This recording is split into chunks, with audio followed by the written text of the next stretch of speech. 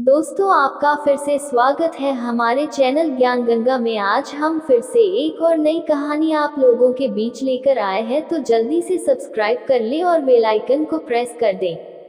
कहानी शुरू करते हैं। भाद्रपद मास के शुक्ल पक्ष की चतुर्थी को भगवान श्री गणेश जी का जन्म दिवस मनाया जाता है।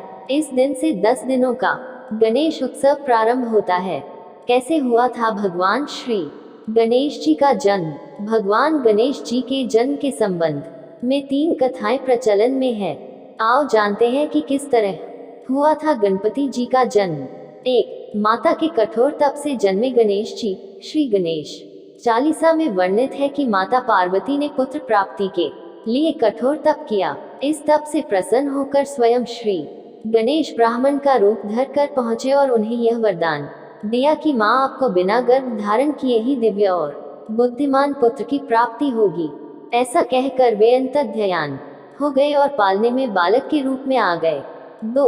पुण्य कृत करने से हुए गणेश जी।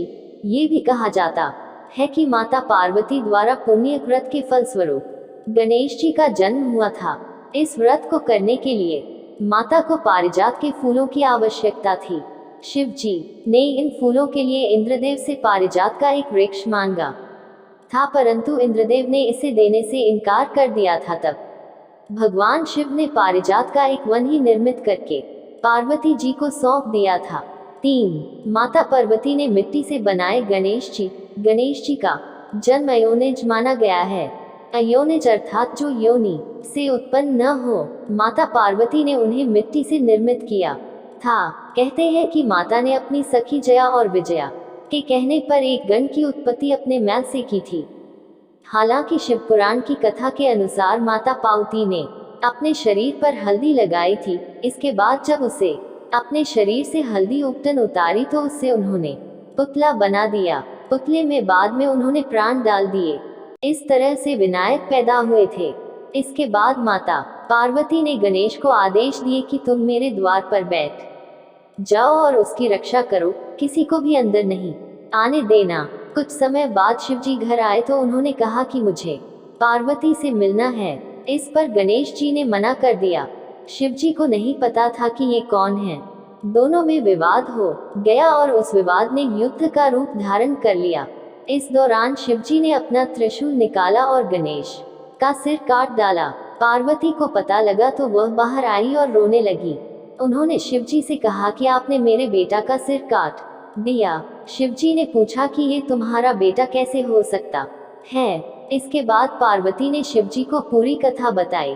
शिव जी ने पार्वती को मनाते हुए कहा कि ठीक है, मैं इसमें प्राण डाल देता हूँ, लेकिन प्राण डालने के लिए एक सिर चाहिए। इस पर उन्होंने गरुड़ जी से कहा कि उत्तर दिशा में जाओ और वहां जो भी माँ अपने बच्चे की तरफ पीठ करके सोई हो उस बच्चे का सिर ले आना।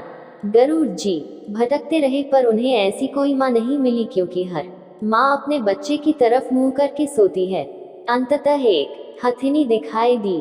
हथिनी का शरीर का प्रकार ऐसा होता है कि वह बच्चे की तरफ मुंह करके नहीं सो सकती है। गरुड़ जी उस शिशु हाथी का सिर ले आए। भगवान शिव जी ने वह बालक के शरीर से जोड़ दिया, उसमें प्राणों का संचार कर दिया, उनका नामकरण कर दिया। इस तरह श्री गणेश को हाथी का सिर लगा।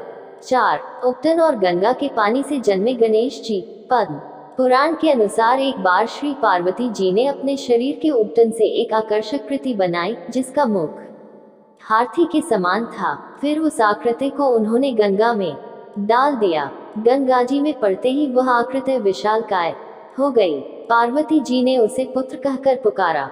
देव समुदाय ने उन्हें गानगेय कहकर सम्मान दिया और ब्रह्मा जी ने उन्हें गणों का आधिपत्य प्रदान करके गणेश नाम दिया। 5. शिव जी ने पंचतत्वों से बनाए गणेश जी। वराह पुराण के मुताबिक भगवान शिव ने गणेश जी को पंचतत्वों से बनाया है। जब भगवान शिव गणेश जी को बना रहे थे तो उन्होंने विशिष्ट और अत्यंत रूपवान रूप पाया। इसके बाद ये खबर देवताओं को मिली। देवताओं को जब गणेश के रूप और विशिष्टता के बारे में पता लगा तो उन्हें डर सताने लगा कि कहीं ये सबके आकर्षण का केंद्र ना बन जाए। इस डर को भगवान शिव भी भांप गए थे, जिसके बाद उन्होंने उनके पेट को बड़ा कर दिया और मुंह हाथी का लगा दिया। लिंग पुराण के अनुसार एक बार देवताओं ने भगवान शिव की उपासना करके उनसे सुरद्रोही दानवों के दुष्कर्म में विघ्न उपस्थित करने के लिए वर मांगा।